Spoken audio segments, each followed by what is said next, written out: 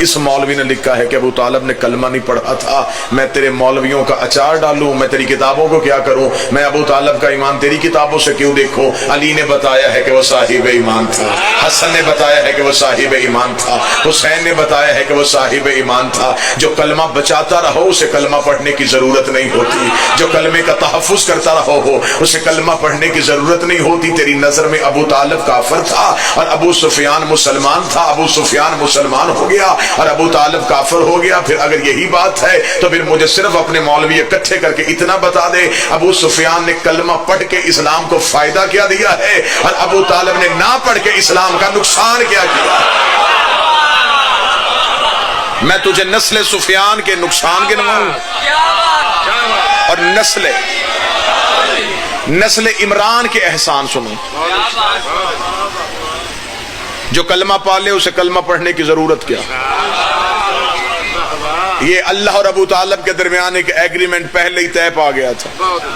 उसने इसे कह दिया था कि मेरा नबी तेरे घर में आएगा, तेरा अली मेरे घर में आएगा। जो करीब बैठोगे जहमत करते रहना। मेरा नबी तेरे घर में आएगा, तेरा अली मेरे घर में आएगा। मैं तेरे नबी का नाम तो मोहम्मद रख देना, मैं तेरे बेटे का नाम अली रख दूंगा। लेकिन अगर मैं एहसान का बदला एहसान की सूरत में देता रहा, कल दुनिया कहेगी अल्लाह हो के बंदे से मुकाबला करता रहा।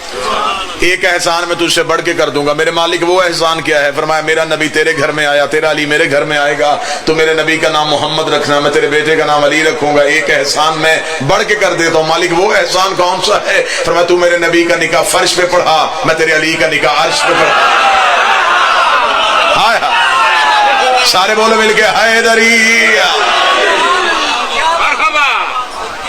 जिसने देखना है कि अबू तालिब ने कलमा कब पढ़ा था, तारीख क्या थी और कब अबू तालिब मुसलमान हुए थे, उसे मैं दावत फिक्र देता हूँ। तहरीर में नहीं, तकरीर में नहीं।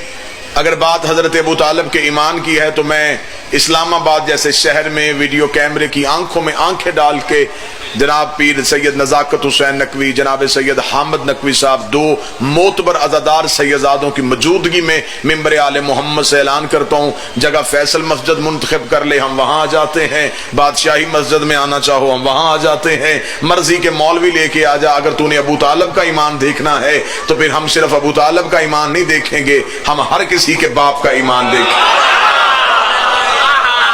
फिर हमें देखना पड़ेगा कि किस किस का बाप किस किस दौर में क्या क्या कारोबार करता रहा था, किसके बाप का मजहब क्या था, किसका बाप जमाने जहलियत में बुतों के मुंह से मक्खियां उड़ाने का कारोबार करता था, कौन बुत परस्त होता था, कौन आतिश परस्त होता था। मुझे आले मोहम्मद की इज्जत की कसम तुझे मौलवियों ने यह बता दिया अबू तालिब ने कलमा नहीं पढ़ा और मर्दों में सबसे पहले फलां इस्लाम लेके आए थे, मर्दों में सबसे पहले उन्होंने खिदमत दी थी।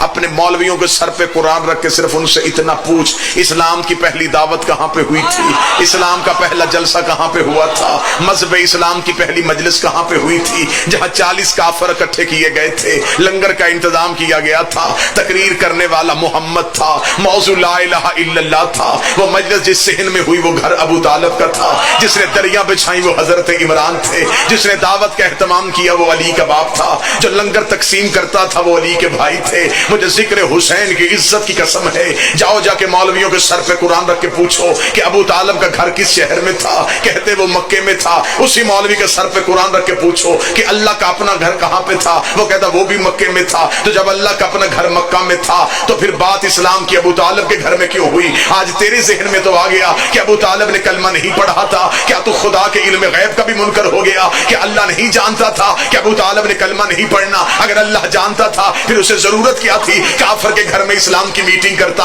कुफर के सहन में इस्लाम का इजलास करता, काफिर के सहन में ला इलाहा की बात करता। इसका मतलब इस्लाम मकरूज है अबू तालिब के घर की रोटियों का। अबू तालिब के घर में इस्लाम की पहली दावत क्यों हुई? मौलवियों के चेहरे जर्द हो गए, मौलवियों की जुबानें गूंगी हो गई और एक ही दलील दी कि अल्लाह के घर में इस्लाम का जलसा इसलिए नहीं हुआ कि अल्लाह के घर में उस दौर में बुत रहते थे, अल्लाह के घर में उस दौर में बुत रहते थे, अल्लाह के घर में उस दौर में बुत रहते थे।